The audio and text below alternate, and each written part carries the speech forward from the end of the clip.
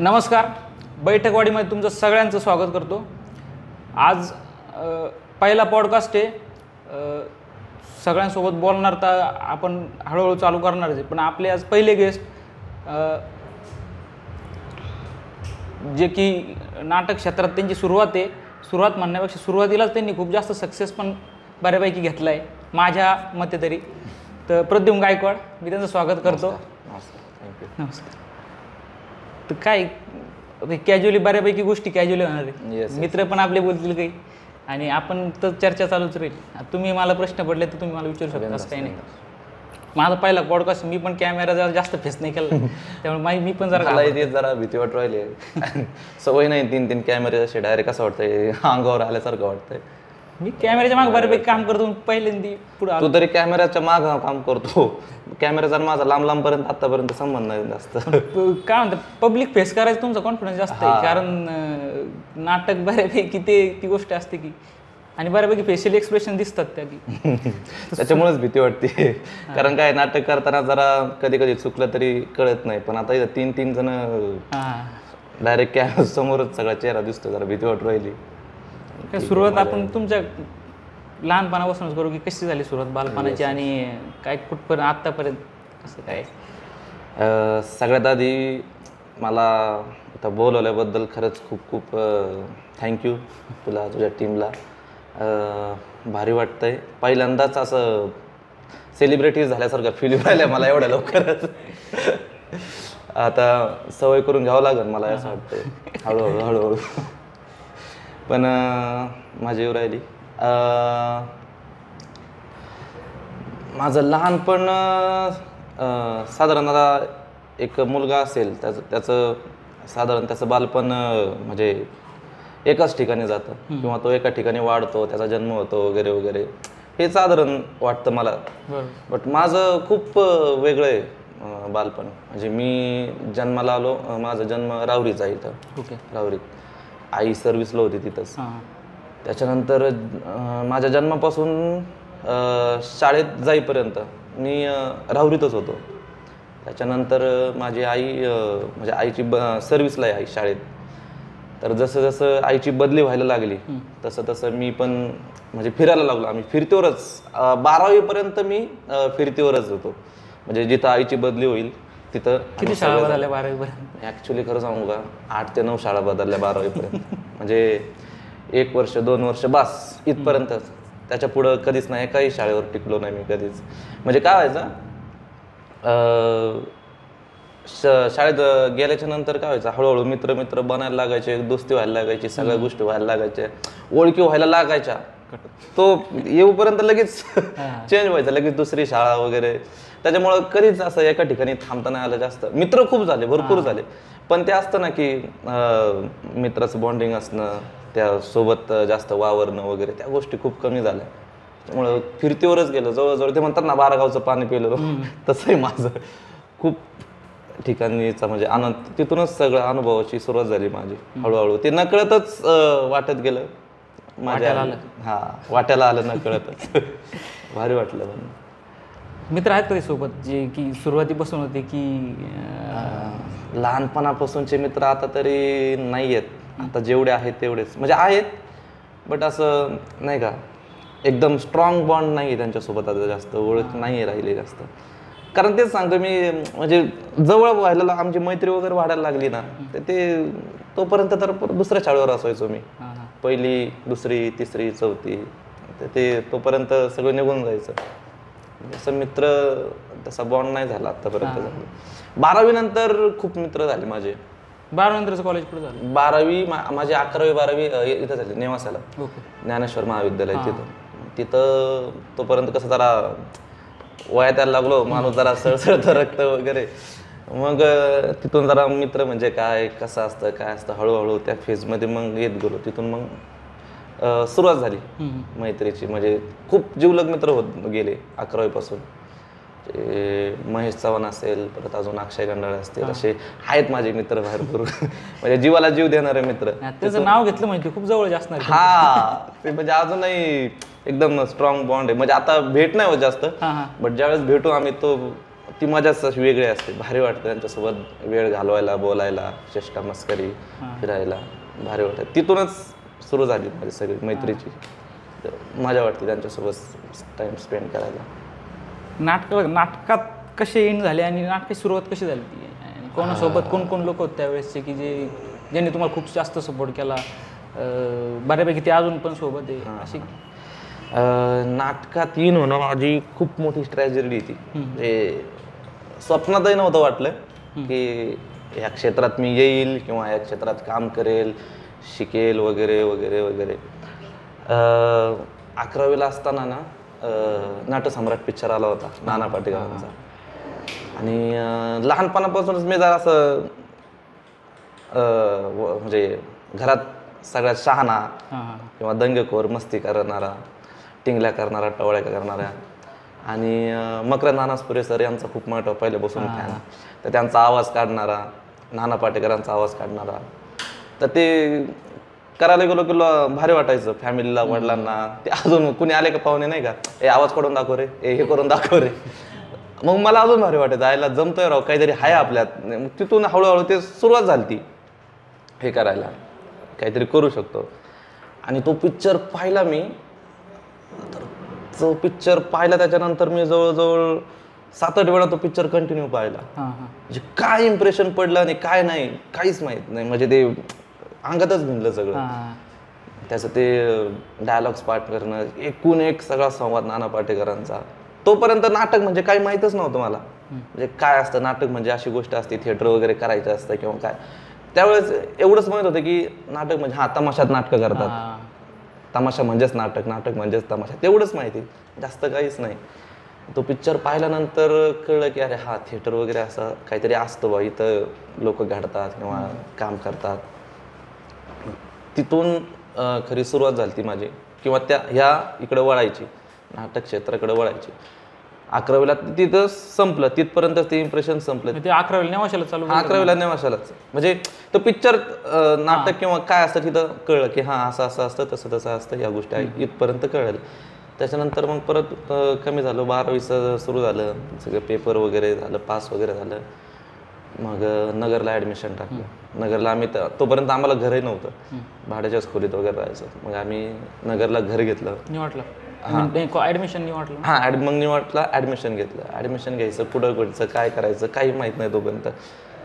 म्हणजे वडिलांनी फुल हे केलेलं, तुला काय करायचं आहे ते कर, आम्ही मध्ये पडणार नाही, फक्त योग्य कर, तुला जे वाटेल ते कर. मग मित्रांना तर एवढी कुठं बुद्धी माहीत नाही, काय नाही काय नाही. मग मित्रांना म्हणजे तू काय करतोय, तू काय करतोय, मी इकडे जातोय, मी लॉ करतोय, मी हे करतोय, मी D.Pharm करतोय. मी काय करू रे, तू एक काम कर, नगरला आहे ना बायोटेक नावाचा कोर्स आहे, तिथं जा, इतक्या जॉब आहेत ना तिथं. ते कोर्स केल्याच्यानंतर तुला काहीच करायची गरज पडणार नाही. मग ते भारी वाटायला लागलं, ठीक आहे. बायोटेक म्हणजे कसं जरा वेगळं वाटायला लागलं ना. BSc म्हणा, हे म्हणा, BSc त्यावेळेस असं लोकल वाटायचं, थोडं म्हणजे हलकं वाटायचं. बायोटेक म्हणल्यावर जरा मोठा कोर्स वगैरे वाटायचा. म्हणजे ठीक आहे चला बायोटेक करूयात.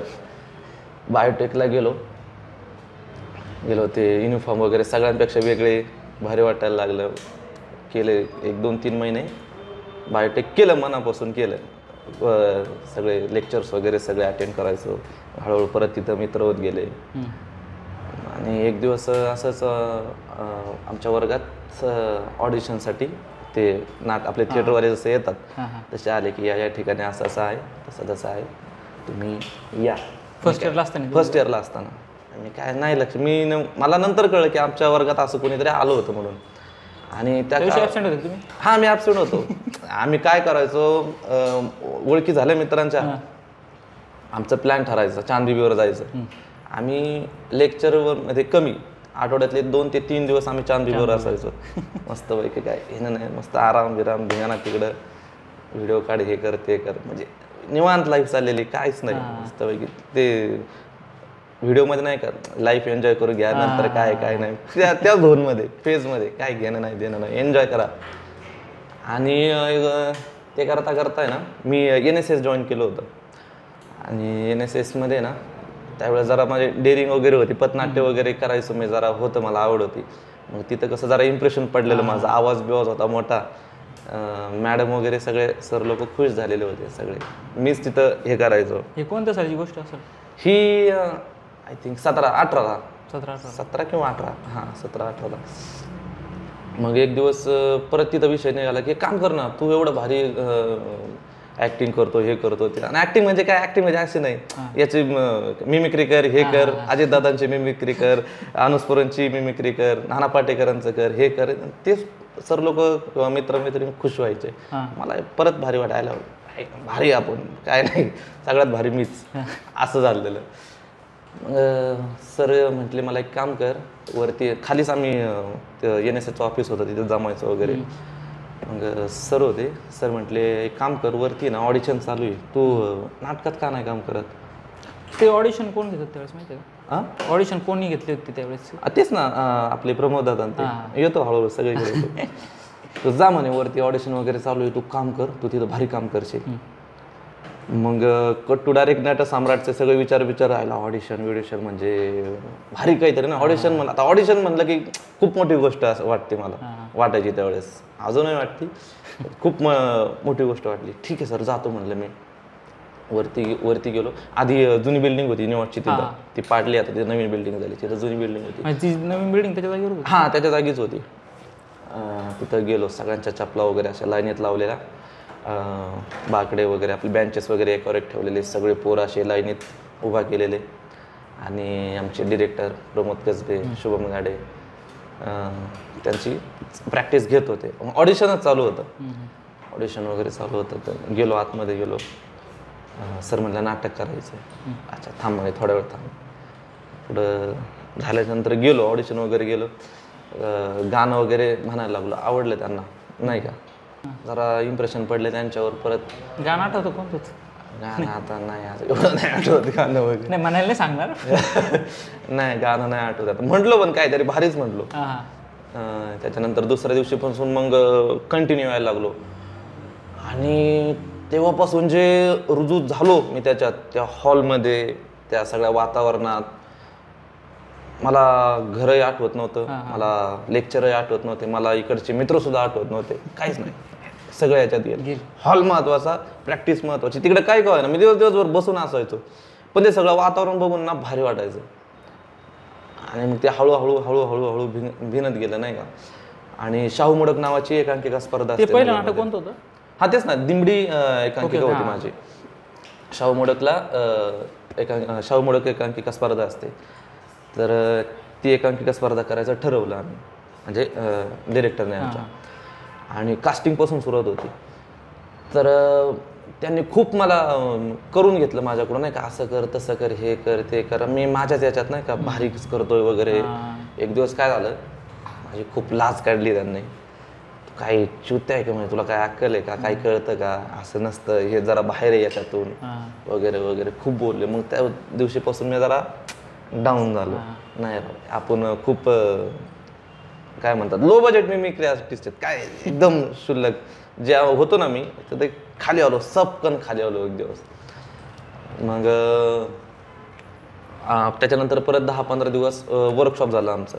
एक्सरसाइज असतात थिएटरच्या वेगवेगळ्या, ते एक्सरसाइज वगैरे घेतल्या, सगळं झालं. तो परंतु हळूहळू मी मग डेव्हलप व्हायला लागलो तिथून पुढं.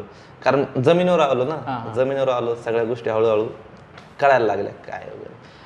आणि त्या बेसिसवर मला तिथूनच रोल मिळाला पहिला लीडचा. आणि ते म्हणजे बाकीच्या लोकांचं असं असतं की थिएटर करायचं म्हटल्यावर कमीत कमी पहिले 3 वर्ष बॅकस्टेज करा, शिका, पाणी आणा, हे आणा ते आणा, चाकरी करा, मग तुम्हाला रोल देतो.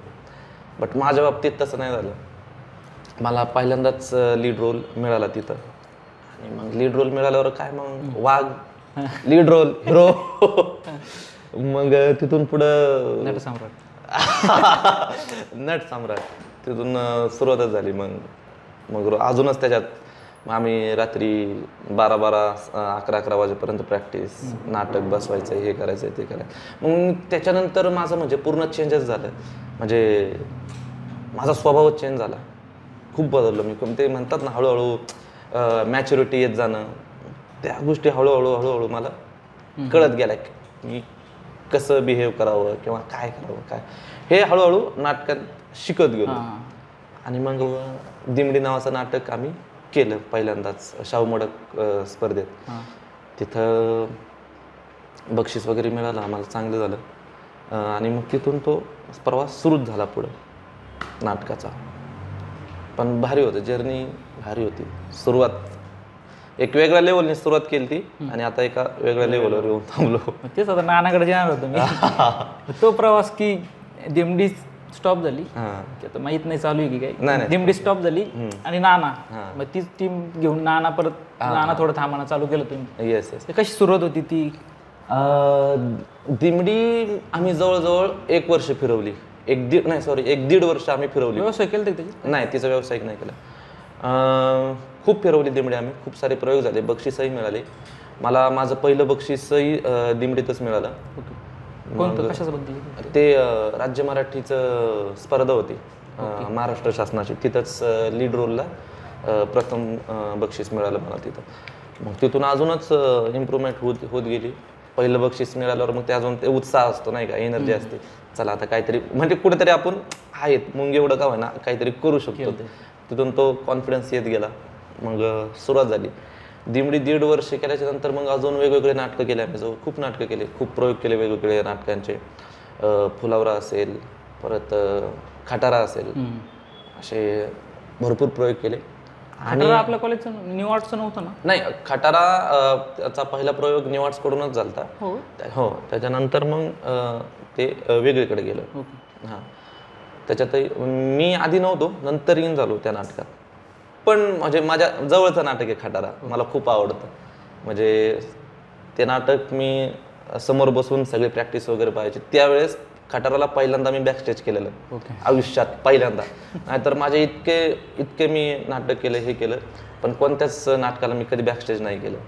इथून तिथून सगळे लीड रोलच केले, सगळे रोलच केले, मोठे मोठे रोलच केले. त्याच्यामुळे माझ्या नशिबात ते बॅकस्टेजचं कधी आलंच नाही. त्यावरून माझ्या ग्रुपमध्ये मला खूप चिडवतात, मला भांडतात माझ्याशी, चालेल तू साधारण कदा लीड रोल करतो, कधीतरी बॅकस्टेज करून देऊ, मग बोल जरा आम्हाला असं. कारण मी घोडे लावतो पोरांना, असं करा तसं करा.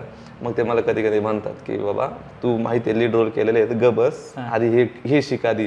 खरं सांगतो मला अजून बॅकस्टेज करताना मला खेळ सुद्धा ठोकता येत नाही नीट. मला फ्रेम लावायची म्हणली तरी ही किती फुटी रे, ही फ्रेम किती फुटी आहे किंवा असं विचारलं ना मला माझे लागतात, मला सुद्धाच नाही. मला लेवल लावताना कसं होतं? लेवल कुठे ठेवू रे, इकडे ठेवू का, काय करू रे, इकडे ठेवू का, तिथं एकदम मी 0 ग्राउंडवर असतो. त्यावेळेस आपल्याला काही येत नाही ना, शांत बस, सांग कामासारखं काम कर, हा इकडे करू का दादा, हे करू का ते करू. ज्यावेळेस मग रोल करायची वेळ येते किंवा सांगायचं येतं त्यावेळेस मग येतो, मग परत आपल्या ह्याच्यात येतो तिथं. ते सगळे त्याच्यानंतर नाटकं केले भरपूर. मग आणि मुलं काय झालं जिकडे तिकडे सध्या त्यावेळेस म्हणजे गेले, आपापल्या मार्गाला लागले. कोणी मुंबईला गेलं, कोणी पुण्याला गेलं, म्हणजे ज्याच्या त्याच्या हिशोबाने सगळे जिकडे तिकडे गेले. नाटक थांबलं होतं त्यावेळेस.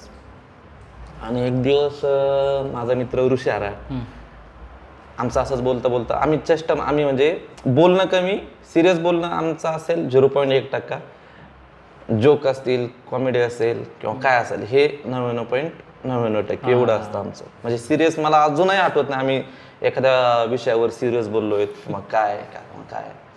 तर या नाटकाचा किस्सा पण, या नाटकाचा विषय पण असंच फालतूपणातूनच आला होता. आम्ही काहीतरी फालतू बोलत होतो आणि तो किस्सा सांगायला लागला की आमच्या गावातला एक पोरगा आहे माझा मित्र, मी त्याला काल काय म्हणतो माहिती आहे का, त्याची फॅमिली लई येडी नाही का.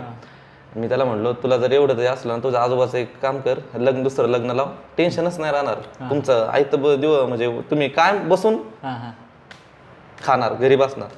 का बावळट काय म्हणलं, काय बोलतो, अरे नाटकाचा विषय तुला कळतं का.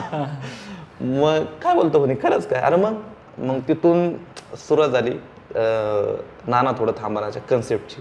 नाव आधी होतं की नाही, नाव लय लेट आलं नाव, असं काय नव्हतं. तर तिथंच विषय ड्रॉप केला. म्हटलं याच्यावर काहीतरी होऊ शकतं राव, हराळ पाटील काहीतरी होऊ शकतं. हा म्हणे होऊ शकतं, करू आपण काहीतरी. हा आम्ही आवाज घालतो एकमेकांना, सर म्हणतो, मग शिवाय देतो आहे माझ्यावर, पण सरच म्हणतो. त्याच्यानंतर आमचा एक प्रयोग होता पुण्याला, पुरुषोत्तमचा, फुलावरा नाटकाचा. आम्ही प्रयोग वगैरे केला. प्रयोग जरा असाच झाला, जेमतेम झाला. 2018 का 2000? नाही 21ला आय थिंक. 21ला का 22ला प्रयोग केला आम्ही पुरुषोत्तमचा. तर प्रयोग जरा सगळे शांतच झाले होते. प्रयोग झाल्याच्या नंतर गाडीत जेवण वगैरे केले आणि सगळे नाराजच होते जरा प्रयोग पडला म्हणून, कारण पुरुषोत्तमचा प्रयोग आणि हे जरा डचमळी झालं. खूप कष्ट केले होते त्या प्रयोगासाठी, अजून आठवतंय, बट झालं ते. आणि आम्ही काय दोघं बिनलाचे, आम्हाला काय घेणं नाही देणं नाही. आम्ही मागच्या सीटावर जाऊन बसलो, जेवण वगैरे केले आणि लागलो गप्पा आणायला नाही का, इकडचे तिकडचे. आलं म्हणलं सर काय राव आपण दरवेळेस असंच बोलतो, जरा विषय आहे काय, आपण करूयात काय, कोणी काय करणार, आपणच जरा पुढाकार घ्यायला पाहिजे म्हणलं. आहे ना मग त्या नाटकावर बोलायचं म्हणे. मग तिथून पुण्याहून निघलो आम्ही आणि नगरला येईपर्यंत बऱ्यापैकी स्क्रिप्ट आम्ही लॉक केली होती. लिहून की नाही नाही म्हणजे बोलून सगळं कन्सेप्ट रेडी. त्या आधी तेवढंच झालं की ह्या विषयावर काहीतरी होऊ शकतं, पण पुण्याहून नगरला येईपर्यंत आम्ही बऱ्यापैकी शेवट ठरवला होता की हां असं असं करू, तसं तसं करू. भारी म्हणलं आणि एकदम आम्ही फुल एनर्जी होती आमच्या त्यावेळेस. आला मजा येईल मजा येईल मजा येईल, जास्त आहे, भारी नाटक आहे, वेगळं आहे, कॉमेडी. आणि कॉमेडी म्हणलं का मला जरा जवळचं वाटतं त्याला. तो तर काय कॉमेडी म्हणजे त्याचा काही विषयच नाही. तिथं लॉक झाली स्क्रिप्ट उतर, त्याच्यानंतर परत विषय ड्रॉप, काहीच घेणं, संपलं. गाडी उतर सेट उतरवला, संपलं, परत चर्चा नाही, काय नाही काय नाही काय नाही काय नाही. एक दिवस परत असंच महिनाभर गेला त्याच्यानंतर आणि माझी तब्येत जरा बिघडली होती वाटतं. मला काय मी आजारीच होतो, जवळजवळ 8 दिवस आजारी होतो. माझा मित्र अमोल राठोड आणि ऋषारा मला भेटायला आले एकदा घरी, आजारी होतो. त्याच्यानंतर वरती आले आणि बोलता बोलता अचानक विषय झाला. अमोलला म्हणजे माझा मित्र अमोल मुद्दा म्हणून सांगतो असा आहे, तो नाटकाबद्दल म्हणा किंवा ह्या गोष्टीबद्दल म्हणा फार वेड आहे. म्हणजे त्याला नाटक म्हणजे त्याचा, तो आता मुंबईत जॉब करतो, बट तो आणि नाटक म्हणले की असं भारीच वाटतं. त्याच्यात कमालीची एनर्जी, तो एनर्जी पास आउट करणारा एकमेव माणूस आमच्या ग्रुपमध्ये. म्हणजे कुणी नाराज असेल, भांडणं झालेली असेल किंवा काय असेल, तेवढा एकमेव माणूस आहे की तो एनर्जी देऊ शकतो. आणि पॉझिटिव्ह माणूस, म्हणजे सगळ्यात जास्त पॉझिटिव्ह करणारा माणूस. आणि घरी आले दोघं जण, असंच बोलता बोलता परत थुकरोटवणी सुरू झालं आमचं बोलणं. टिंगल टवाळ्या हे करा, काय आजारी पडतो भंगारवणी असं वगैरे, ते हरळ पाटलं तर सुरू झालं. आणि अमोल राठोड म्हणे काय झालं रे त्या नाटकात, तुम्ही तर स्क्रिप्ट लॉक केली होती, त्याच्यावर परत बोलणं नाही काही नाही. अरे जाऊ दे, कुठं आता नाटक करतो, आता नको, विषय दे सोडून, जाऊ दे, पण नाही होत ते असं तसं. ते करता करता काय बावळ बिवळ आहेत का म्हणे, तुम्हाला अक्कल विक्कल आहे का. त्यांनी तिथून सुरुवात केलं, एनर्जी द्यायची सुरुवात केली. मग सुरुवात झाली, तिथून वहीन पेन घेतले त्यांनी आम्हाला घोड्यावर बसवलं त्या माणसाने. नाहीतर आम्ही करणारच नव्हतो, सोडून दिलं होतं. आमचं काय जास्त आम्ही सिरियस नाही करत त्या गोष्टी. त्याने आम्हाला घोड्यावर बसवलं दोघांना आणि भेटायला आलेली माणसं एका रात्रीत परत तिथून लिहून काढली स्क्रिप्ट, लिहून काढली. आणि शाहू मोडकला आय थिंक मला वाटतं फक्त किती एक 7-8 दिवस राहिले असतील. आणि ती एका रात्रीत सगळी स्क्रिप्ट लिहिली मग तिघांनी मिळून, लॉकच केली, जागेवरच लॉक केली. म्हणजे एवढंच करायचं, हेच करणार, असंच करणार. स्क्रिप्ट लॉक झाल्याच्या नंतर भारी वाटायला लागलं, दुखणं गेलं, याच्यात सगळं गेलं, दुखणं बिकणं सगळं विसरलो. दुसऱ्या दिवशी सगळ्या पोरांना फोन केले, नवीनच मुलं जॉईन झाले होते त्यावेळेस, सगळे जुने जे होते ते बऱ्यापैकी जिकडे तिकडं गेले होते, पसार झाले ते. मग सगळे हळूहळू दुसऱ्या दिवशी टीम म्हणजे 8 दिवस शाहू मोडकला राहिले होते. आणि नाही, टीम ऑलरेडी काय होतं, टीम ऑलरेडी रेडी होती, म्हणजे होते, ग्रुप होता आमचा. बट जे जुने होते ते जरा म्हणजे कामानिमित्त इकडे तिकडे जरा पसरले होते. पण जे नवीन होते ना ते होते अजून, त्यांना करायची इच्छा होती, पण ते होते. आणि दुसऱ्या दिवशी सगळ्यांना बोलवलं जे नवीन होते ते. काना असेल, काना नुकताच जॉईन झाला होता आम्हाला, काना तिवारी. परत सौंदर्या, सृष्टी, स्नेहल, असे सगळ्यांना दुसऱ्या दिवशी बोलवलं हॉलवर की असं असं नाटक आहे आणि आपल्याला करायचं आहे. पोरं सकाळी 8 वाजता हॉलवर. कारण त्यांना ते नवीन, मी जसं होतो 8ला नाटक करायचं ती एनर्जी त्यांच्यात. स्क्रिप्ट वाचली, सगळे हसू पार संपलेले, इतकेच हसत होते अजूनही ते आठवतंय मला. हसू सगळे लोटपोट झालेले. आणि ठीक आहे म्हणलं आता करूयात. मग परत अजून 2-3 दिवस जरा हेच झालं, परत आमचे जरा स्क्रिप्टवर परत बोलणं झालं, असं नाही तसं करूयात, हे नाही ते. त्याचं परत ऑपरेशन सगळं स्क्रिप्टचं ऑपरेशन करून टाकलं. राहिले 2-3 दिवस, आता काय करायचं, आता काय अजूनही ना एक सुद्धा सीन उभा नव्हता. त्या स्क्रिप्टच्या याच्यात लॉक करण्याचा सगळा वेळ निघून गेला होता. राहिले 3 ते 4 दिवस. मग निवृत्ती पण इन झाला होता त्यावेळेसच. तो सगळ्यात मोठा प्रश्न होता, नेमका आता नानाचा रोल कोणाला द्यायचा. आणि आमच्या सगळ्यात मोठा तेवढाच आमचा एक हुकुमाचा एक का निवृत्ती गरजे. तर मग तो तयार झाला, हां ठीक आहे मी करतो, त्याला आवडलं वगैरे, सगळे इन झाले. आणि 3 दिवसात आम्ही सगळं उभा केलं, तोडकं मोडकं जसं असेल तसं एकांकिका उभा केली आणि प्रयोग केला. ते काय झाला कसं झालं काहीच नाही, कुणालाच काय आम्हाला माहीत नाही. पण ज्यावेळेस पडदा उघडला ना त्यावेळेस सगळे असे पेटून उठले होते ना, म्हणजे भारीच असं काहीतरी वेगळंच संचारलं होतं अंगात. ते काय ते म्हणतात ना, रंगमंचावर एकदा पडदा उघडल्याच्या नंतर जी ताकद येते ना, ती त्या दिवशी खरोखर अनुभवली आम्ही सगळ्यांनी. म्हणजे सगळे सुसाट सुटले होते सगळे, भारी. पहिला प्रयोग झाला, वाजला. ते आता ते आम्ही नंबर येईल किंवा नाही येईल किंवा काही अपेक्षाने आम्ही सोडलीच नव्हती. अरे काय 3 दिवसाची एकांकिका, काय त्याच्यात जीव असणार आहे, काय आम्हाला फक्त करायचं होतं, मजा घ्यायची होती. मग निकालाचा दिवस आला आणि सगळे काय फक्त बघूयात आता जायचंय म्हणून, आला 1-2 तर येतील. पण निकालाच्या दिवशी असं झालं की सगळेच बक्षीस आले, A to Z सगळे, अभिनयापासून दिग्दर्शनापासून लेखनापासून सगळेच्या सगळे बक्षीस नानाला. फक्त लाईट आणि अजून एक कोणतं तरी हुकलं वाटतं, 2 बक्षीस, नाही तर सगळे बक्षीस.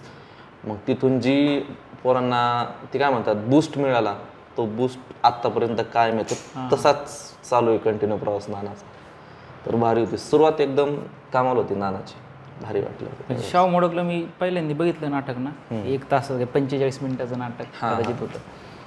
भारी वाटलं होतं ते की वाटत नव्हतं की 3 दिवसात तुम्ही रेडी केले. आणि बऱ्यापैकी आता मी समोर नाटक करीत होतो त्याच्यामुळे त्या गोष्टी होत्या की समोर आपलं येणं जाणं असायचं, पण वाटत नव्हतं की आतमध्ये काय चाललंय. तुम्ही आमच्या सेटमध्ये येत नव्हते, आम्ही तुमच्या येत नव्हतो. अरे हा तुम्ही पण शेजारीच बोलते ना, यशोदा करत होतो. बरोबर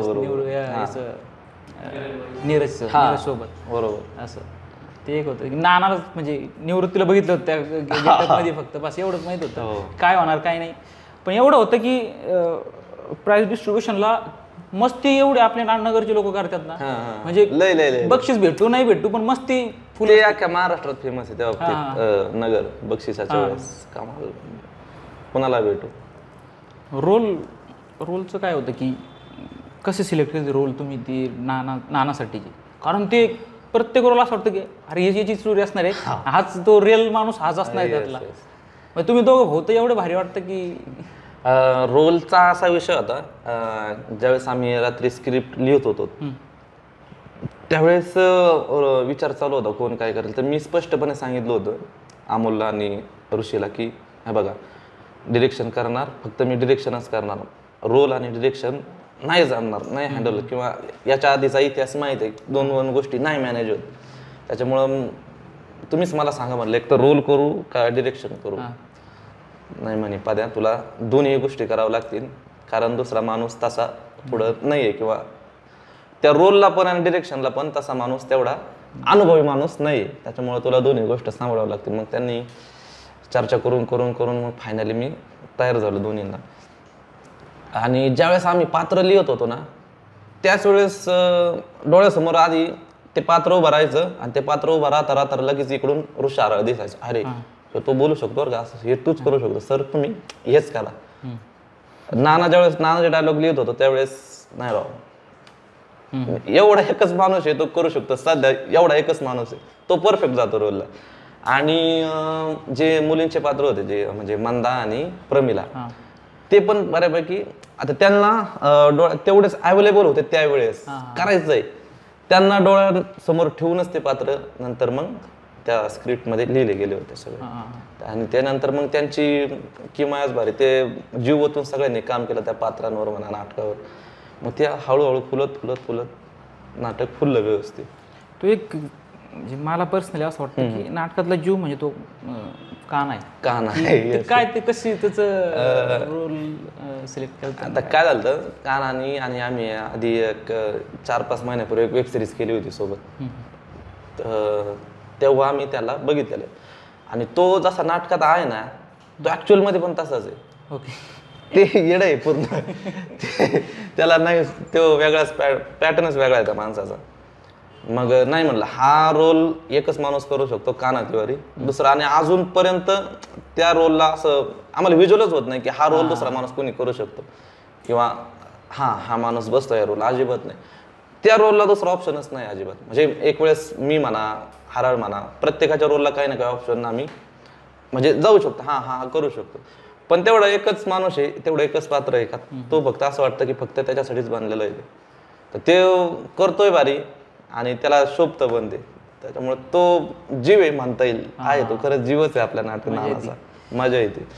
आणि तो काय करतो प्रत्येक म्हणजे प्रॅक्टिसला म्हणा किंवा प्रयोगागणिक म्हणा, प्रत्येक वेळेस आणि सगळेच नवीन नवीन काय म्हणतात इन्व्हेन्शन म्हणा, पात्रामध्ये म्हणा, ह्याच्यात म्हणा, काही ना काही देण्याचा प्रयत्न करतात सगळेच. मग ते अजून नाटक अजून फुलत जातं हळूहळू. म्हणजे आतापर्यंत जेवढे प्रयोग झाले, शाहू मोडकचा प्रयोग ते आता राज्य नाट्याच्या फायनल पर्यंतचा प्रचंड बदल आहे नाटकामध्ये, प्रचंड. म्हणजे एक फुलावर आपलं हा जो नानाचा प्रयोग होता ते पहिला, तो आणि हा जमीन आसमानाचा फरक आहे. का तर ते देत गेलेत प्रत्येक जण वेगवेगळं काही ना काही फुलवत गेलेत. त्याच्यामुळे भारी सगळे भारी कलाकार आहे, त्याच्यामुळे आतापर्यंत टिकलंय सगळं चाललंय. 45 मिनिटं म्हणजे शाहू मोडकला जे पहिल्यांदा नाटक केलं तर ते 45 मिनिटं आणि त्यानंतर एक 2 तासच नाटक की जे 2 अंकी, ते काय कसं होतं की कशी सुरुवात झाली ती किंवा काय त्यात मजा आली काय? 2 अंकी नाटकाची सुरुवात इथून होती की करायचं का नाही, इथूनच सुरुवात होती. एक तर म्हणजे 50% नव्हती करायचं आणि 50% करायचं होतं. कारण का की आमच्याकडे मुळात आता 2 अंकी करायचं म्हटल्यावर, राज्यनाट्य करायचं म्हटल्यावर संस्था लागते, रजिस्टर. एक तर तिथून सुरुवात होती, एक तर आमच्याकडे संस्था नव्हती. मग नगरचे जरा आमचे आहेत ओळखीचे, जरा त्यांच्याकडून एक आम्ही म्हटलं त्यांना विचारायला गेलो, त्यांनी म्हटले की ठीक आहे करा तुम्ही आमच्या संस्थेतर्फे प्रयोग करा, कारण त्यांनी नाना थोडं आम्हाला पाहिलं होतं. मग तिथून संस्था वगैरे घेतली, सगळं झालं. आधी संस्था घेतली, नाटक रेडी नव्हतं, आधी सगळ्या गोष्टी करून ठेवलं होतं. अरे म्हणलं आता ठरवलं ते सगळं, पण आता काय करायचं 2 अंकीमध्ये, नेमकं काय करायचं. ज्यावेळेस एकांकिका करत होतो ना त्यावेळेस ॲक्च्युली आम्ही 3 भाऊ दाखवले होते, म्हणजे 3 भाऊ लिहिले होते स्क्रिप्टमध्ये, पण तिसरा भाऊच मिळत नव्हता म्हणून आम्ही कट केला. म्हटलं नको 2च भाऊ ठेवू, सोप्यात सोपं, टेन्शन नाही. मग म्हटलं आता ह्या वेळेस जरा ते स्वप्न आपलं इकडं पूर्ण करू. मग म्हटलं भाऊ नको, आता आपण जरा बहीण ॲड करू त्याच्यात. मग गोदा अक्का नावाचं एक नवीन कॅरेक्टर आम्ही त्याच्यात आणलं. तर गोदा अक्का लिहितानाच मजा यायला लागली, म्हणजे डिस्कशन करताना सगळं. आता काय हराळ गावाकडचा, मी एवढं गाव फिरलेलो, सगळं फिरलेलो, आणि मुळात मला 5 आत्या आहेत. तर त्या 5 आत्यांमधलं प्रत्येकीचं हिचं थोडं घे, तिचं थोडं घे, हिचं थोडं घे, सगळ्या 5 जणींचं एक मिश्रण बनवलं आणि ती झाली गोदा अक्का. आणि मग तिथून तिच्या पुढून सुचत गेलं की हां असं असं होईल, ती या वेळेला इथं हे करेल, तिथं ते हे करेल. 2 अंक मोस्ट ऑफ काय होतं एकांकिकाचं 2 अंकीमध्ये रूपांतर करताना ना खूप जण गांठतात की काय करायला पाहिजे, वेगळं काहीतरी करूया, वेगळं काही करू. ते खूप चॅलेंज होतं आमच्यासाठी. बट आम्ही काय विचार केला की जास्त काहीच नको चेंज करायला. कारण काय होतं ज्यावेळेस आम्ही एकांकिका करत होतो ना, एकांकिका जवळजवळ आमची 1 तासावर जायची.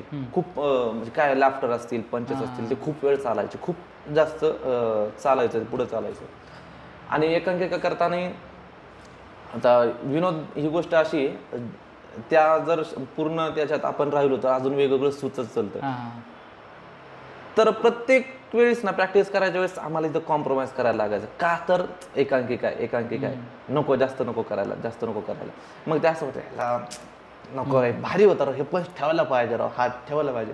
मग तिथून आम्ही आमच्या समज घालायचो प्रॅक्टिस, पराव टेन्शन घेऊ नका, तुम्हाला काय करायचं आहे ते 2 अंकीमध्ये करा, तिथं आपण तुम्हाला फुल्ली जे करायचं खुल्ली सूट, काय करायचं ते करा, बिनधास्त करा तुमच्या मनाने. मग तिथं जर कॉम्प्रोमाइज करता जे काही छोट्या छोट्या गोष्टी आम्ही तिथं दाबल्या होत्या त्या पूर्ण 2 अंकीमध्ये आणल्या. आणि मग थोडंसं फक्त ते गोदाचं कॅरेक्टर ॲड केलं, थोडासा शेवट होता तो जरा वेगळा केला, आणि जास्त त्याला हात न लावता मेन विषयाला जास्त त्याची चिरफाड न करता तेच ठेवलं, फक्त त्याला थोडंसं एक्सपांड केलं आणि 2 अंकी उभं राहिलं. आणि ते राहिलं तर म्हणजे असं भारी उभं राहिलं की ज्यावेळेस प्रयोग झाला राज्यनाट्याचा त्यावेळेस जे लोकांचं समीक्षण असेल, लोकांचा रिव्ह्यू असेल, तर सगळ्यांनी म्हणजे एकदम पॉझिटिव्ह रिव्ह्यूज दिले की आम्हाला याचंच टेन्शन होतं की नक्की तुम्ही आता काय करणार किंवा काय करणार, जास्त करणार, कारण अशा वेळेस गणितं फसतात, 2 अंकी करायच्या वेळेस गणितं फसतात. पण चांगलं सटल झालं, व्यवस्थित झालं, सगळ्या गोष्टी झाल्या. गोदा कॅरेक्टरने अजून त्याच्यात जीव आणला. तिने म्हणजे एक लिमिट अशी झाली की आता चिकूचं जे कॅरेक्टर आहे ते थोडं कमी पडतं ना, आता गोदा सगळं ओढून घेते. तर ते चॅलेंजिंग आहे आता हळूहळू सगळ्यांसाठी. 2 अंकी बघितलं ना, स्वतःला मी मेसेज केला, मला आवडलं पर्सनली आणि ते लय भारी वाटलं. आणि ते किती सिलेक्शन म्हणजे आता ती एकतर पहिल्यापासूनच ग्रुपमध्ये होती आपल्या आणि तिला त्यावेळेसच करायचं होतं, म्हणजे इन करायचं होतं तिला, बट जरा प्रॉब्लेम असल्यामुळे काहीतरी नाही करता आलं. बट मग ठीक आहे, हां हे कॅरेक्टर हीच मुलगी करू शकते, त्यावेळेस फायनलला. त्याच्या आधी खूप आम्ही 2-3 जणींना टेस्ट घेतली की असं गोदाचं कॅरेक्टर करून बघ किंवा, पण ते नव्हतं वर्कआउट. बट मग शेवटी फायनली आम्ही तिला सिलेक्ट केलं आणि मग तिने गाजवलं, मजा आली, भारी वाटलं. फिल्मविषयी काय विचार की नाना थोडं थांबण्याची एक फिल्म, म्हणजे आता मी प्रवास असा बघतोय की शाहू मोडक, नगर करंडक, राज्यनाट्य, आणि आता मी व्यावसायिक झाल्यानंतर आता विचार जहाज करतोय की कदाचित फिल्म येईल. नाही, बरोबर आहे. ज्यावेळेस महाकरंडकचा प्रयोग झाला एकांकिकाचा, त्यावेळेस सर्वोत्कृष्ट विनोदी एकांकिकामध्ये बसलो होतो, प्राईज आलं होतं. त्याच्यानंतर 2-3 ऑफर आल्या आम्हाला की तुम्ही याचं मूवीमध्ये बघा करून, वेबसिरीजमध्ये, नाटकापेक्षा इकडे जास्त रन होईल वगैरे वगैरे. तर आम्हालाही माहीत होतं की होईल वगैरे वगैरे, बट तेवढा कॅनव्हास नव्हता आमच्याकडे किंवा तेवढं हे नाही आहे, अजूनही नाही आहे. बट चाललंय, विचार करतोय आम्ही त्याच्यावर अजून हळूहळू. आता जेवढं काय नाटकातून त्याचा रस काढता येईल किंवा रस घेता येईल तेवढं आम्ही करून घेतो. आणि मग नंतर फ्युचर आहे, जरा प्लॅन्स केलेले आहेत रेडी, पाहूयात वर्कआउट होत आहेत की नाही. आणि ते हे पण आहे की फिल्म करतील, आता तो पुढचा प्रश्न राहिला, पण रोल चेंज नाही होऊ शकत, म्हणजे कॉम्प्रोमाइज त्या गोष्टीत तरी नाही होणार की कोण बघणार. पण म्हणजे मी पर्सनली मला ते आवडणार नाही की रोल चेंज झाले पाहिजे, हे माझ्या खूप जवळचे झाले. येस नाही, आता काय फिल्म करायची म्हटले, ह्या कन्सेप्टची फिल्म करायची म्हटल्यावर तर आता ते करावं तर लागणारच, रोल चेंज करावं लागणार. म्हणजे आता कसं तेच मागाशी बोलणं झालं की नाटकात काही गोष्टी लपतात किंवा झाकून जातात, पण कॅमेऱ्यात नाही ना. आता मी समजा त्या चंद्रभान नावाचं माझं कॅरेक्टर आहे, त्याचं नाटकात वय जवळजवळ 40-45, तर फिल्ममध्ये मग मी नाही ना तेवढा नाही करू शकणार, ते नाही दिसणार, पटणार नाही, ते पचलं पण पाहिजे लोकांना. त्याच्यामुळे आता ते फिल्म करायची वेळ जर आलीच तर कुठेतरी स्क्रिप्टला म्हणा कॉम्प्रोमाइज करावं लागेल. पण आहे, सगळ्यांचा विचार केलेला आहे, त्याच्यात होईल सगळ्यांचं. जेवढ्यांनी नाना थोडं थांबानामध्ये काम केलं किंवा कनेक्ट आहेत त्यांचं सगळ्यांचा विचार त्या गोष्टीत केलेला आहे. सो होईल भविष्यात, बघूयात काय होतंय काय. मला त्या सेटवर जो की पूर्ण वाडा वाटतो, ज्यावेळेस आम्ही 2 अंकी बघितलं ना राज्यनाट्याचं, असं वाटतं की अरे वाडाचा उभा केला यांनी. ते काय, ती कन्सेप्ट कशी होती की किती बारीक बारीक गोष्टीचा विचार केला, कोणी केला सेट? ॲक्च्युली आता काय, सेटचा सगळा म्हणजे सुरुवातीपासून तर शेवटपर्यंत सगळा विचार निवृत्ती गरजेचा आहे. तो येडा माणूस आहे सेटच्या बाबतीत, म्हणजे त्याची नाटकात एंट्री झाली सेटपासूनच, बॅकस्टेजपासूनच. आणि त्याचं घरचं वातावरण पण तसंच आहे. त्याचे वडील आहेत, ते त्याच्या घरी मी गेलेलो आहे 1-2दा, तर त्याच्या वडिलांची पूर्ण रूमच आहे, सगळे इलेक्ट्रिकची, सगळ्या बॅटऱ्या खोल, हे खोल ते खोल, म्हणजे कलाकार आहेत, कारागीर आहेत त्याचे वडील. ह्या बाबतीत शेतीच करतात, पण शेती करून त्याचं घरी एक वेगळंच वाद, हे सायंटिस्टची रूम वाटते प्रॉपर त्याची.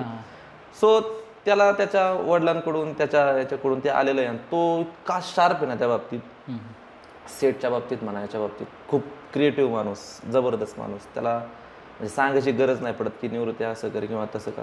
ॲक्च्युली मला तेवढं नाही आहे, तोच करतो. तो त्यावेळेस सेटचं ज्यावेळेस काम करायचं असेल ना, त्यावेळेस तो नाटकाचा डिरेक्टर असतो. त्यावेळेस मी सुद्धा त्याच्याशिवाय करतो, आहे पद्या हे करते, करावं लागतं त्यावेळेस, तसं त्याचं ऐकावं लागतं, कारण तो पिंडच नाही माझा, किंवा ते नाही, मला जमतच नाही, कुणाला जमत. आम्ही फक्त तो जसं सांगणार तसं आम्ही फॉलो करतो त्यावेळेस.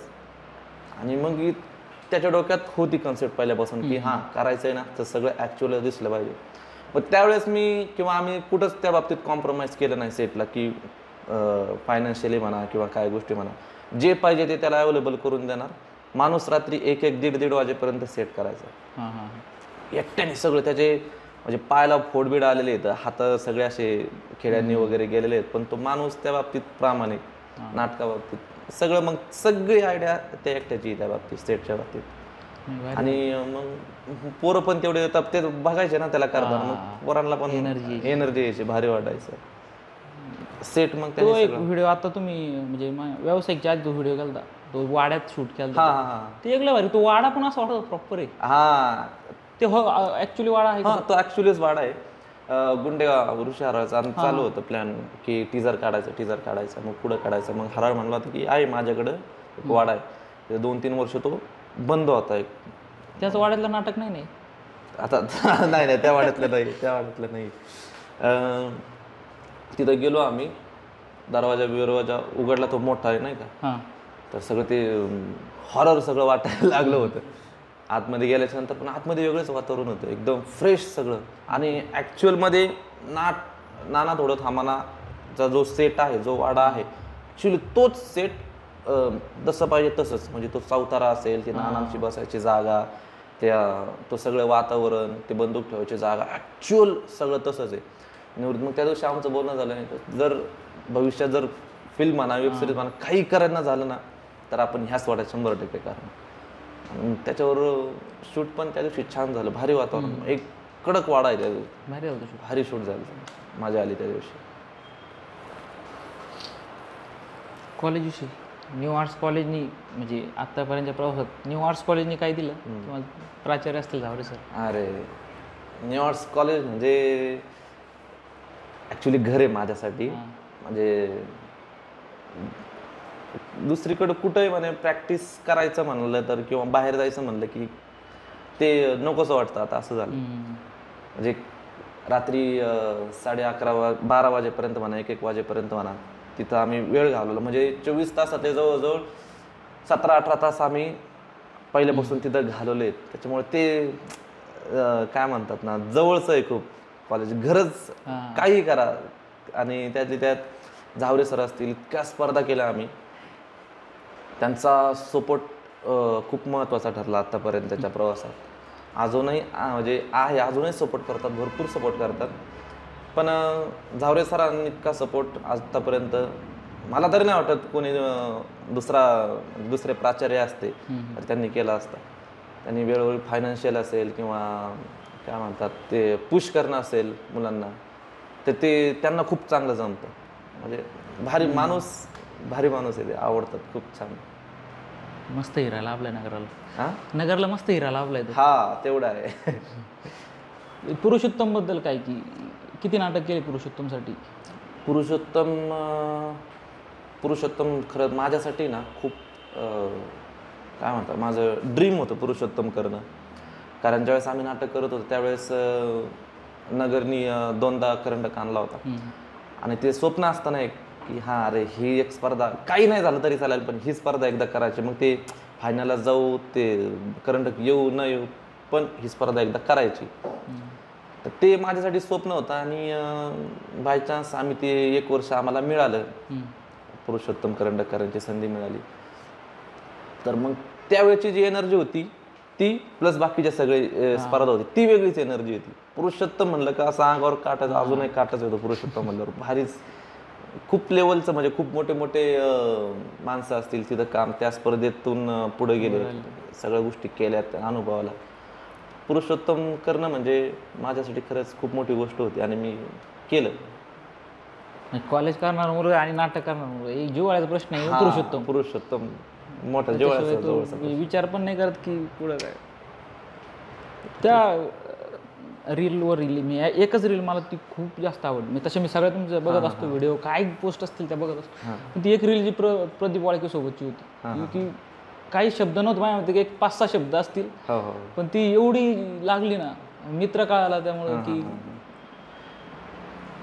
त्या रीलचा ॲक्च्युली खूप मोठा, म्हणजे रील सुचली कशी, मी नाशिकला होतो. नाशिकहून मी गाडीत बसलो होतो, तिकडून येत होतो आणि प्रदीपचा मला रात्री 1 वाजता फोन आला की पद्या भेटायचं आहे. आणि ते नाही का एकदम संपलेला माणूस बोलतो, पद्या बस मला भेटायचं आहे, कुठं आहे तू? अरे म्हणलं मी येऊ राहिलो आहे, गाडीतच आहे, किती वेळ लागेल म्हणे यायला? आलोच म्हणलं मी आता 1 वाजेपर्यंत पोहोचेल, तू कुठं आहे म्हणलं? आणि मी सावडे नाक्यावर टपरीवर बसलो आहे, मला बोलायचं म्हणतो असं. ते मग कळलं लगेच. आता प्रदीप वाळके मी वेगळ्याच लेवलची मैत्री आहे आमची, म्हणजे व्हिडिओत पण ती नॅचरल वाटली की हां मग तेच ते बॉन्डिंग ते दिसूनच येतं आपोआप. म्हणजे मला एक टाईम असा आला होता की माझ्या आयुष्यातून सगळं संपलं होतं. त्यावेळेस माझे वडील एक्सपायर झाले होते, त्यावेळेस मी पूर्ण खचलो होतो, संपलो होतो. पण असे प्रदीपसारखे अजून प्रदीप असेल, अजून 2-3 माझे मित्र असतील, त्यांनी सावरलं मला या गोष्टीतून. सावरलं म्हणजे त्यांनी वर आणलं. नाही तर मी असं म्हणेल, समजा ते जर त्यावेळेस माझ्यासोबत नसते मित्र, तर आज मला माहीत नाही मी कुठं असतो किंवा काय करत असतो. एक टर्निंग पॉईंटच होता माझ्या आयुष्यातला तो. त्यानंतर मग फोन आला मला की असं झालं. मी ओळखून घेतलं लगेच त्याला, काहीतरी झालंय गाड्या. ते ओळखायला वेळ नाही लागत, ते ह्या गोष्टींमुळे वेळ नाही लागत. मला पद्या मी शिवी दिली त्याला एक, पद्या तू जर का मला युसवर तिथून कुठेतरी गेला तर माझ्या इतकं वाईट कोणीच नाही. 1 तासात मी तिथं येतोय, तोपर्यंत कुठंच हालायचं नाही, काहीच करायचं नाही. शिव्या दिला आहे मला. तेव्हा त्याला अजूनच हे झालं, बरं नाही जात, मला भेटायचं, ये लवकर. मी उतरलो, तो बसला होता चहा वगैरे. रात्री 1:30-2 वाजले असतील, 1:30-2 वाजला. तो टपरीवरच होता तिथे. गेलो, त्यांनी पाहिलं मला आणि म्हणजे अशी कडकडून मिठी मारली एकदम. मिठी मारून लय रडला. सांगितलं नाही काहीच, फक्त रडला. जवळजवळ अर्धा-पाऊण तास गडी रडत होता. मग त्याच्यानंतर त्याला मी बोललोच नाही त्या दिवशी. झालं आता कसं वाटतं, बरं वाटतं का म्हणलं? हां मग आता बरं वाटतं, चल घरी. आता घरी नेला, त्याला झोपवला. दुसऱ्या दिवशी परत रिलॅक्स झाला गडी. दुसऱ्या दिवशी परत आलो. आता कसं वाटतंय, आता काय हाय काही नाही, आता काही नाही. मग चेष्टा मस्करी सुरू झाली, हे झालं ते सुरू झालं. पद्या ह्याच्यावर रील करायचं का? ते मला आयुष्यपत म्हणून इथं आलं होतं म्हणे, आपण करूयात म्हणे या गोष्टीवर काहीतरी. मग तो रील सुचला तिथून पुढं, मग तो रील केला. मग त्यावेळेस त्याचे जे काही इमोशन्स होते किंवा काय होतं ते वेळ नाही लागला, ते आठवायला त्याला लगेच ते कनेक्ट झाला आपोआप. अशा प्रकारे तो रील झाला आणि लोकांना आवडला, लोकांनी व्हायरल केला भरपूर. छान वाटलं त्यावेळेस, मस्त होती रील. आता मी बऱ्यापैकी आपण बोललोय खूप. शेवटचा प्रश्न घेऊ. तुम्हाला काही प्रश्न असतील ते पण तुम्ही मला विचारू शकता. हां मला विचारायचं आहे खरंच. बैठकवाडी मला नाव खरंच खूप जास्त युनिक वाटलं पहिल्यांदाच. तुला काल आपण बोललो त्यावेळेसच म्हणजे वेगळंच काहीतरी भारी वाटलं. हे नावच वगैरे काय, कुठून कसं काय सुचलं, काय वाटलं?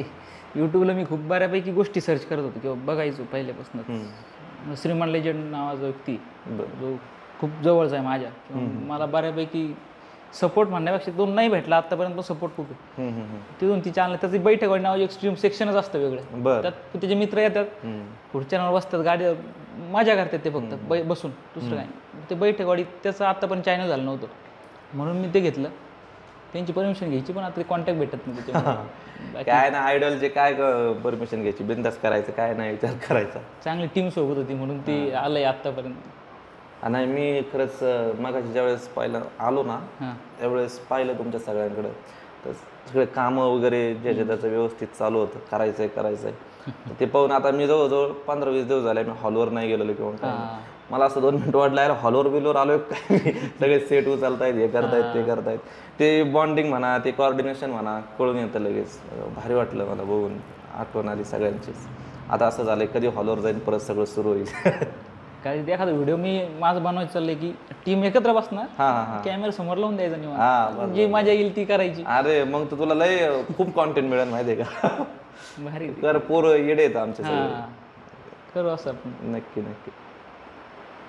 चालतंय. माझा एक प्रश्न आहे राहिला तो शेवटचा बोलता की डिरेक्शन, कसं डिरेक्शनमध्ये कसं आले किंवा काय फ्युचरमध्ये डिरेक्शनच करायचं की फक्त ॲक्टिंग, की असं काही ठरवलं नाही? आता ॲक्च्युली तुला मागाशी सांगितलं मी की मी अपघाताने डिरेक्टर झालो या नाटकाचा. मला अजिबातच हाऊस नव्हती या नाटकाची, म्हणजे डिरेक्शन करण्याची इच्छाच नव्हती अजिबात. कारण उभ्या आयुष्यात डिरेक्शन म्हणजे मी नाहीच केलेलं, कधीच नाहीच. फक्त रोल काय आहे, माझी एक प्रोसेस आहे. ज्यावेळेस नवीन नाटक करायचं म्हटल्यावर किंवा काय असेल ना, ते म्हणतात ना डिरेक्टर्स ॲक्टर, मी संपूर्णपणे डिरेक्टरवर सोपून देतो. हा बघ, मी सरेंडर केलंय, तुला काय पाहिजे काय नाही सगळं माझ्याकडून करून घे. त्याने 2 पैसे सांगितले, मी 4 पैसे जास्त देणार त्याला. ही एवढीच थॉट प्रोसेस माझी साधी होती. पण त्या पॉईंट ऑफ व्ह्यूने मी कधी विचारच नव्हता केला त्याआधी.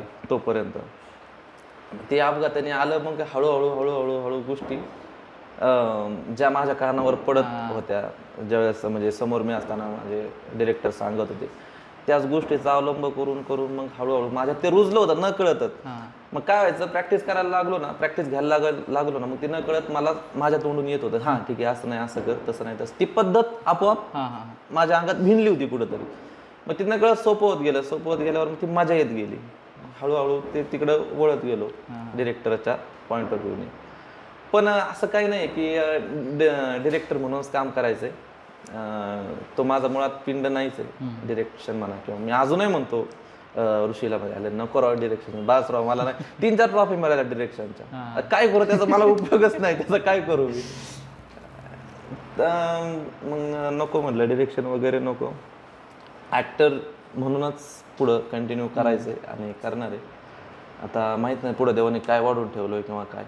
व्यावसायिकचे आता चालू ठेवायचे पुढे? नाही, व्यावसायिकचा आता करायचंय कंटिन्यू. आता एक प्रयोग झाला पुण्यात प्रयोग वाजला, कडक वाजला. अपेक्षाच नव्हती अजिबात.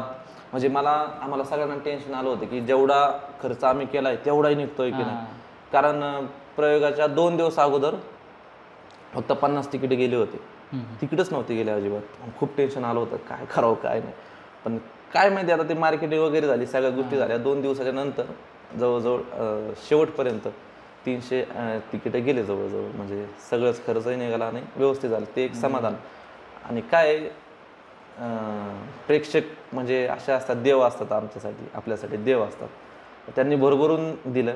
त्यांच्या टाळ्या, त्यांच्या शिट्ट्या, त्यांचं हसणं आमच्यासाठी त्या वेळेसच्या पावत्या आम्हाला येत होत्या की नाही, करताय, छान करताय.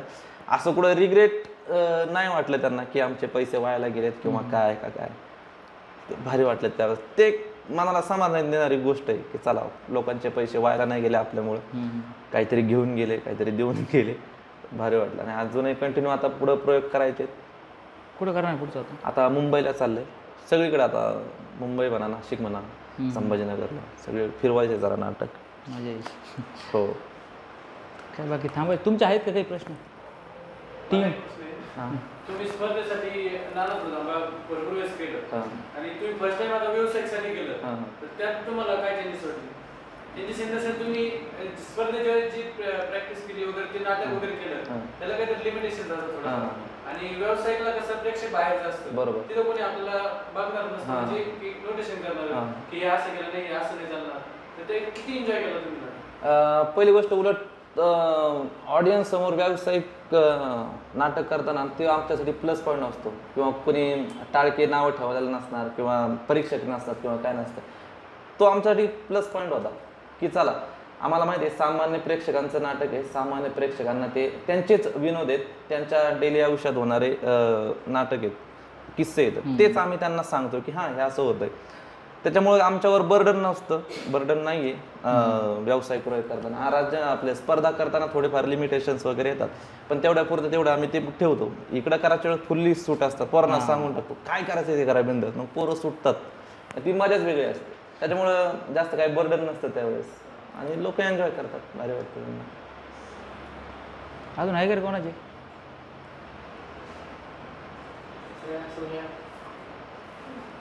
काय कसं स्टॉप मी आता एंड घेतो त्याचा. तर धन्यवाद, तुम्ही आले, आमच्यासोबत गप्पा मारल्या, टीमसोबत गप्पा मारल्या. टीमबद्दल तुम्हाला भारी वाटलं असं अपेक्षा आहे? अरे म्हणजे पहिली गोष्ट तुला सुरुवातीला सांगितलं की माझं कोणीतरी इंटरव्ह्यू घेणं किंवा पॉडकास्ट करणं मी अजूनही म्हणजे त्या लेवलचा नाही आहे. मला अजूनही प्रश्न पडलाय की मला का बोलवलं होतं. पण भारी वाटलं मला खरंच, तुमच्या सगळ्या टीमशी कोऑर्डिनेट करून बोलून संवाद साधून छान वाटलं. आणि खरंच मनापासून परत एकदा थँक्यू मला बोलवल्याबद्दल. जे काय आपल्यात बोलणं झालं त्याच्यातून नक्कीच आपलं अजून फॅमिलीवर वातावरण होईल. आपण अजून भविष्यात काम करूयात सगळेजण मिळून. मला तुमच्या टीमशी काम करायला खरंच खूप आवडेल. माझ्याही टीमशी तुम्ही काम करा. नक्की नक्की. काय असेल आपण करूयात भविष्यात प्रोजेक्ट. आणि परत चॅनल मोठं झाल्यावर परत एकदा बोलवू मला. नक्की बरोबर. सुरुवातीचे लोक त्यांना तरी नाही विसरणार. टीम सोडून मी कोणते काम करणार नाही आता. बरोबर. मला अनुभव आला की टीम माझी आहे. बस आता आपण कोणत्या लेवलला काम करू शकतो. तेच ना, टीम असल्यावर काहीही करू शकतो माणूस, काहीही करू. कारण नाटक म्हणा, ह्या गोष्टी म्हणा, एकट्याने करायची गोष्ट नाही आहे अजिबात. कुठलंही काम करायचं म्हटल्यावर तेवढी जीवाभावाची टीम लागते म्हणजे लागतेच. ते तुमच्यात आहे सगळ्यात. असंच कंटिन्यू करा, भारी करा, मज्जा करा. थँक्यू. तुम्ही दोन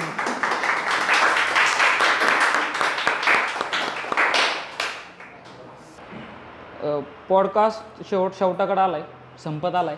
तुम्हाला ऐकून भारी वाटलं असणार आहे कारण तुम्ही आता माझे 2 शब्द ऐकणार आहे म्हणून शेवटचे. तर भारी वाटतंय मलाही त्यांच्यासोबत बोलून, नवीन गोष्टी समजल्या.